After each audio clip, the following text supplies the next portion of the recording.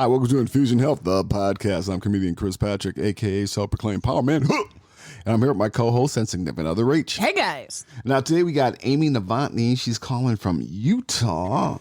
Been there. And she's going to talk to us about calming down the nervous system and to get out of fight or flight. So I'm just going to bring her on. Amy, welcome to the show. Thank you for having me on, Chris and Rachel. It's a pleasure to be here. Yeah, no problem.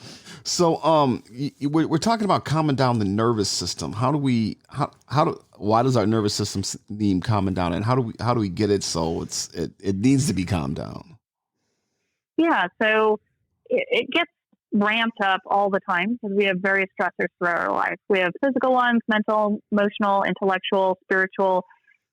Life happens, and that ramps us up, and a lot of body changes happen because of that phenomenon. Mm-hmm. And it's a necessary phenomenon to have in our body. So, like, if you're in a burning building, you need to ramp up so you can run outside and get away. Yeah. So it's natural, but the problem is we live in a society where we have all of these stressors throughout our day, so we get ramped up and we never come down off of it. Mm-hmm. That's the problem. And it's one of the contributing factors to so much body pain in this world, as well as stress, anxiety, panic, insomnia. So there are many reasons to learn how to calm down the nervous system so that you have more control over how you feel, basically, and what you can do in your daily life. So you're saying, like, when you're stressed out from like work or whatever, and you're like, this is pissing me. I'm stressed off of this and I'm stressed off of that. Yeah, not only that, though, but being in pain. If your leg was in pain, some people hold on to that pain and they don't know how to release it. Same comes with PTSD. Yeah. And anxiety. Absolutely. And even, like, I'll give you another example too. Like, let's say maybe you decide to go outside and do some gardening. You're bent over, you're doing some, raking or whatever, and you've had a stressful week, and all of a sudden you stand up and you're like, oh my gosh, my back hurts. And it doesn't go away. And so what happens is, because of all those stresses during the week, the muscles start to behave differently in the body. They start to guard. And then you go to do something. It doesn't even have to be bending over. I mean, you could literally just wake up and this happens. And you have some type of body pain. And it was because the muscle started to contract without your awareness because of that stress. And it starts pulling your bones and joints slightly out of position. And it gets to the point where the tissues start to butt up against each other and cause pain. And you don't know how to stop it because you can't release the change in the muscles, because you didn't even know that it was happening. This happens all the time. So much chronic pain or just random pains that show up in our bodies are because of this. And it's literally a physical change that happens because we've been stressed out. Right. So with the stress, I mean, like I said, dealing with work or dealing with, one of the things I for me to deal with stress was, going to the gym and working out, just having that time to work out and just relax and stuff like that. And, working out at the gym, that's what I've done to combat stress. Which is excellent, because working out at the gym, it gets you moving, which our nervous system loves. And it also gets you breathing, which our nervous system loves. And, well, you're doing something that you enjoy as well. So that is great. And I obviously, because I'm in the health and fitness world, I encourage people to move and get fit all the time. But there's also an aspect where, let's say you're in a meeting and you need to calm down so you have a clearer mind, or you need to present. The gym can't do that for you in those situations. So it's important to know how to calm down your nervous system so you can apply it in situations where you need to be on top, performance levels and do something that maybe is making you nervous. And other ways besides exercise to combat stress. Yeah, so there's a lot of different ways. We can go into the method that I use and teach people as well. But just even eating healthier is going to combat stress. Getting 8 hours of sleep is going to help combat stress. Yeah. Doing things outdoors, if you're an outdoorsy person, is going to combat stress. So those are kind of some external factors that we can use, but there's also things that you can do internally in the body. And that's where I specialize and work with clients now all over the world. Mm-hmm. And what would be those things? Because all those eating right, exercising, getting enough sleep, like when you were talking about in that board meeting, you can't do any of those things. You can't say, hold on, I'm going to go take a nap, or hold on, I'm going to go to the gym. So what do you do in those moments? Yeah. So part of the process is there's two components. One is learning how to change the position of your body. And by position, yes, it's related to what I mean by posture, but it's how do you position your rib cage? That's specifically what we're talking about. And I'll go into that in a second. The second part of how to calm your nervous system down is how to change your breathing mechanics, which is different than breath work. And those two things, your body position and your breathing mechanics, they work together to either ramp your nervous system up or calm you down. So let me give you an example. So let's say you're very sleepy, sitting at your desk. One of the things that we do, and also big animals do as well, is we stretch, we arch our back, we put our arms behind us overhead, and we stretch. You see big animals do this too, like cats, dogs, tigers, lions. They're curled up, sleeping. They get up, they stretch. Yeah. So what they're doing is they're lifting up the front of the rib cage and compressing it in back by using the back muscles to compress on the back of the rib cage. Now, in that area along the spine, you have the fight or flight nervous system. The tissues lie there. So when you are arching your back and using your back muscles, you're compressing on that fight or flight nervous system to say, hey, ramp me up, wake me up, get me ready to go. Yeah. So we can use that concept and that idea and reverse it and say, okay, let's stop overusing our back muscles. Let's get our rib cage to drop down in front so that the back is not compressing on that nervous system and it helps us calm down. And so we have to get out of this idea of a Superman or military posture as our ideal posture because it's not how we were designed. I have a new infant. He's 12 weeks old right now, and he's laying here on my lap. And he is curled up. He's calm. But as soon as he gets upset, he arches his back. He screams. He compresses on that nervous system. Guess what? He's ramped up. We are not designed to be that way all the time. We are designed to be in a parasympathetic relaxation state. So we can do a lot by looking at how we position our rib cage to help us calm our nervous system down so that you can use that when you're in a board meeting or speaking. And alongside that, we get the breathing component that we can add into that as well. Okay. So the breathing component is we change how we breathe based on how our rib cage is positioned. Okay. So when you suck up your gut and lift up the front of your ribs, that takes away from your use of your diaphragm. And now you use your back to breathe, and it stimulates in your brainstem, because you're breathing more shallow, it stimulates the fight or flight nervous system. So we can look at changing our breathing mechanics by getting our rib cage back down in front, letting our belly relax, letting our belly fall out, and that starts to shift us into using the diaphragm so that you can stimulate a nerve that calms you down. And that's very different from belly breathing. So belly breathing is people are doing, they're pushing their abdominal contents out. They're doing abdominal distension. That's not diaphragmatic breathing. The diaphragm, when it's used efficiently and effectively, it contracts down, it drops down. It's like a dome, and it drops down, and that draws air into our lungs, and our lungs expand like a balloon three-dimensionally. It's not our belly just pushing out. It's not our chest pushing out. when you get the diaphragm to work correctly, that stimulates a nerve called the vagus nerve to calm you down.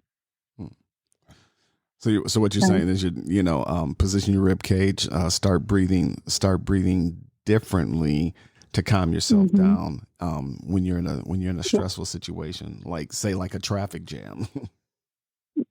Yes, exactly. I recommend people practice this when they're not stressed out or not in that situation at first, because let me tell you, it takes weeks to learn how to do this and to change habits that are been built into your body for years. So it's easier to practice it when situations, not as stressful. So that way you can use it in traffic or another more stressful situation when the time comes. Right. You already have the skills, so you know what you're doing. Exactly.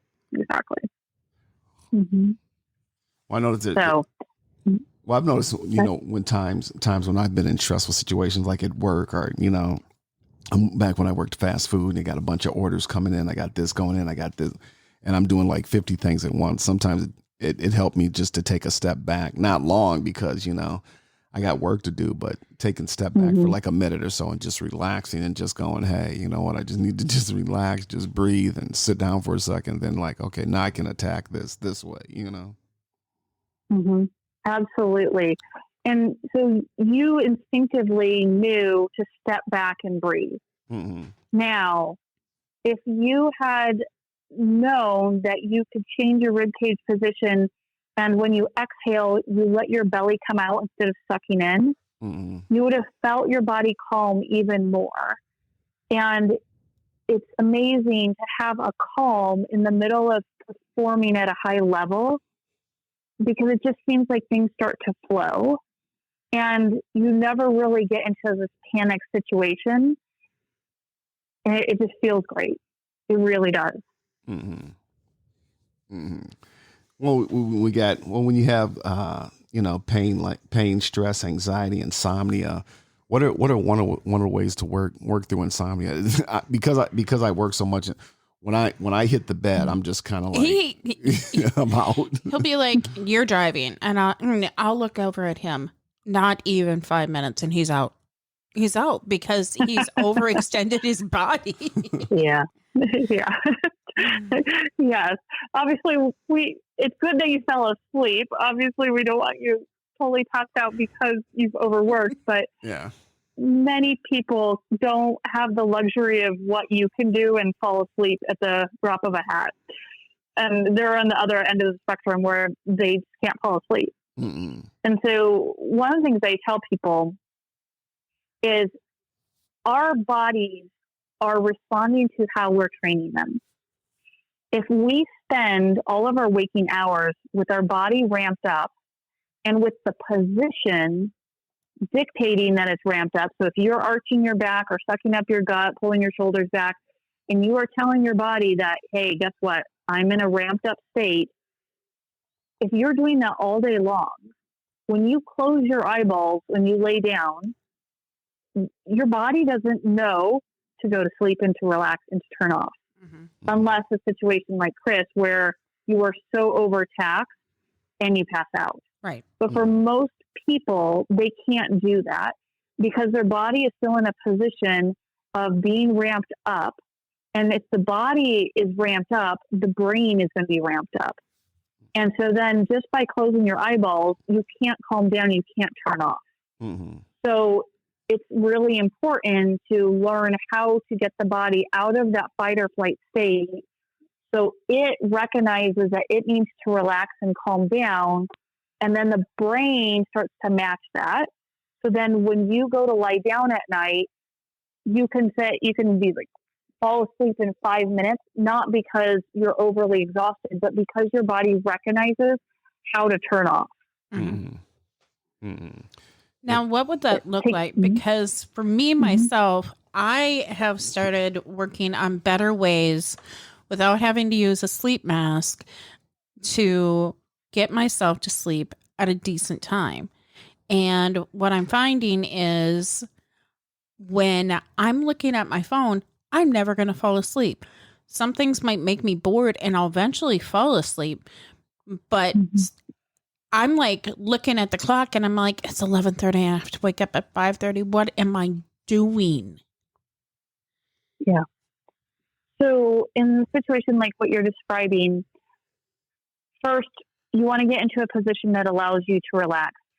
So a lot of people like to sleep on their back. I tell them, if you can, let's try to get you on your side, curled up in a fetal position with a pillow between your knees and your ankles, and then one at your chest for your arm to wrap around. So we're setting you up, and you don't have to stay this way all night, but we're setting you up so your body recognizes it's in a position of relaxation.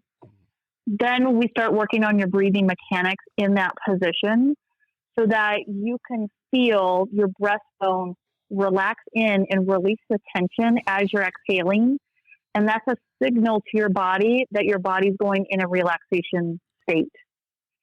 And that helps you start to turn off your brain. Mm-hmm. And so you slowly, depending on how skilled you are at this, you start to just nod off and you let it go. Mm-hmm. If you're very skilled at it, you can get yourself to fall asleep within a couple minutes.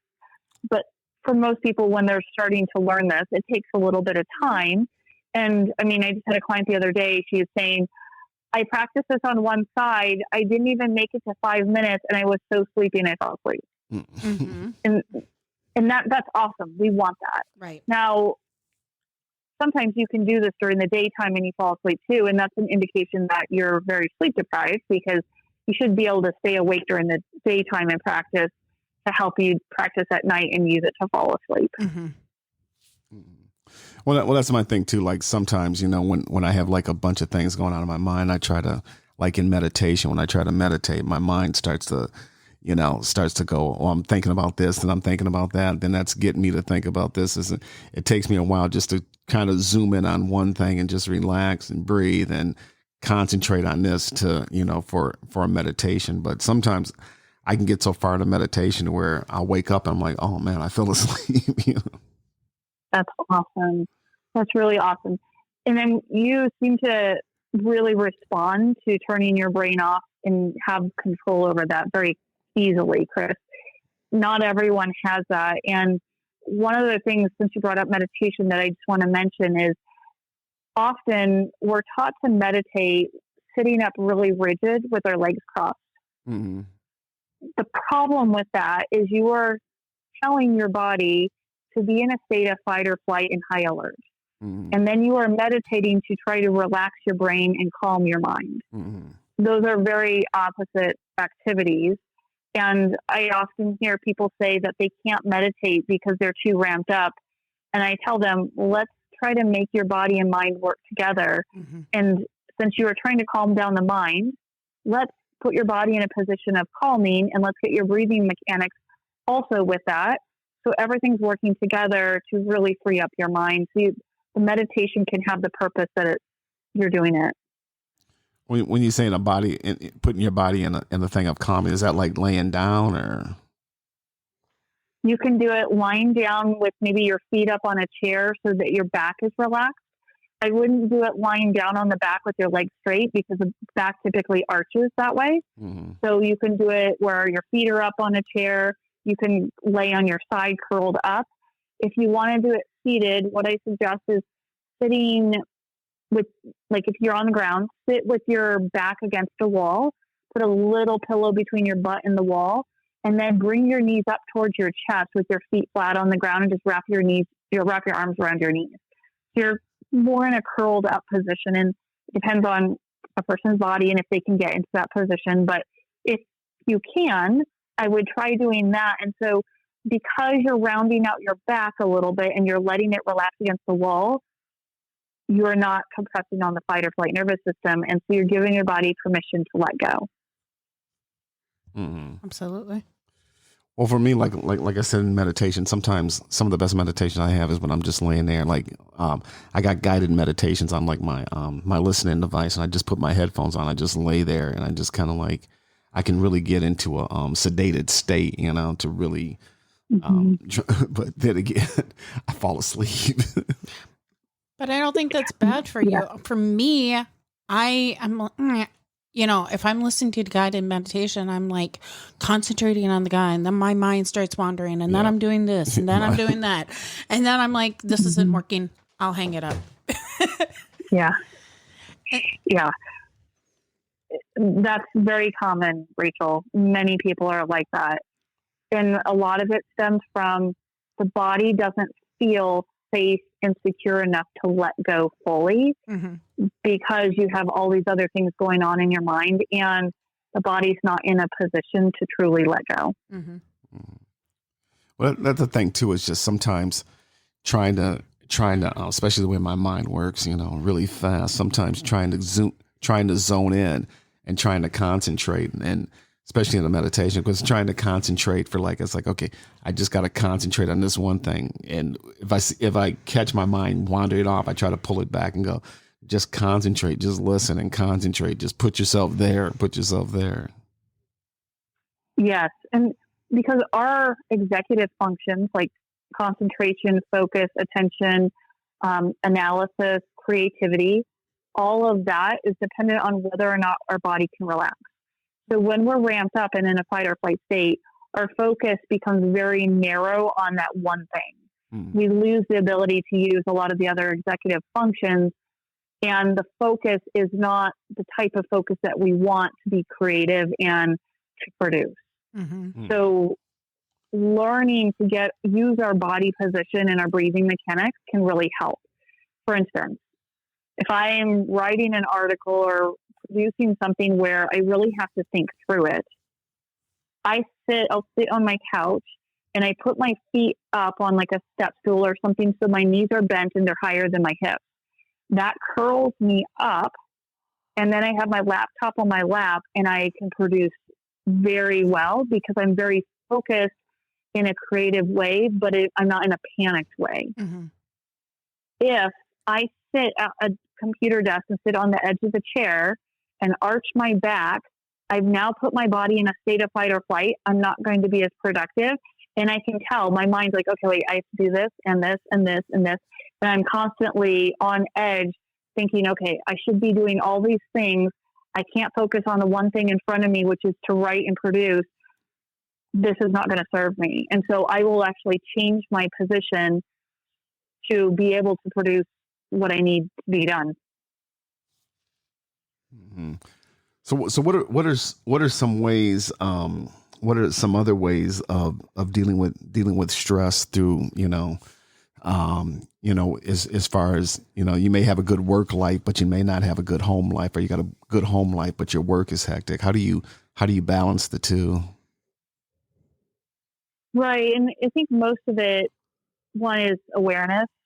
What do you want for your life? And looking at, okay, if I am overworking, I have to decide what's important to me and to determine what the priorities are.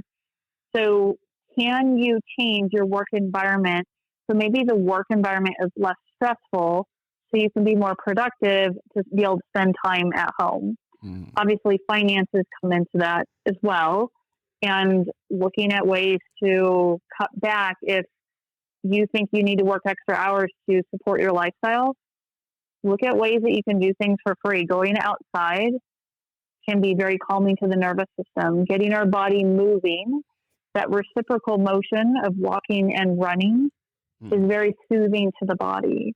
And if you can do that with a loved one to boost the relationship at home, you're solving a lot of issues all at once. Yeah, because I think I heard something that during the pandemic, a lot of people were working from home, but a lot of people got depressed because of that routine of getting up and actually going out into the world and going to the office and all that was actually hard on a lot of people. That when the pandemic, when people were able to go back to work and stuff like that, they were experiencing really different feelings and all that, because it's like I wasn't getting up and going to work. Right. So a lot of times people use outside stimulation to distract them from their life and their nervous system. So when the pandemic hit and people weren't allowed to go out or go to work and go to restaurants, they lost that extra stimulation, and their bodies did not take that well. Mm-hmm. Some turned to going outdoors and handled it very well that way. Mm-hmm. But we're reliant on interactions with other people to help us calm ourselves down, to help our emotional state. And when you don't have that and you don't have the ability to calm yourself down inside and on your own, then something like the pandemic where you're in lockdown is really detrimental to both your physical and your mental health. Yes. Absolutely. Yeah. Yeah, because that was a thing too. Because I heard some different shows and stuff I was listening to. They said, yeah, you may not be going to work, but it's good to maybe get up in the morning and get in your car, go get breakfast, and come back and act like you're going to work. Get that, get that moving for you. You get up, you go in your car. I'm gonna go out here and pick up breakfast. I'll come back, take the kids to school. I'll do this before I go to work. To set up a routine like that. Yeah. Absolutely. And, the pandemic was awful, but it also brought an awareness to people that, hey, we need to look at our health and how we're coping, how we're eating, how we're moving around. Mm-hmm. I know a lot of people are more health conscious, mental health conscious wise as well, much more so than before the pandemic. Oh, yeah. So there were definitely some benefits to many people in that sense. Mm-hmm. Mm-hmm. And that's the thing, because one of the things I found out, with the pandemic is that you were right, is that people were all of a sudden. I go to stores and stuff like that to buy stuff, and I noticed that especially in the baking aisle. And I think people were a lot realized that, hey, my kids have been eating this, because we got you were home, so you might as well make the old school home cooked meal instead of these pre-processed foods. And that's what happened, is a lot of people got disconnected on their home life, what was going on, and people all of a sudden it's like, oh, this is what's actually going on in my home, because you're never there, because you're waking up and I'm there on the weekends, but these are the things that were going on. Like you said, the pre-processed foods and other, like, my kids have been eating this, well, hey, what about this? What about this? And people got a lot. Yeah. I think people got a lot more to eating with the family and stuff like that. Which is great, because your nervous system is actually very related to your gut. Mm-hmm.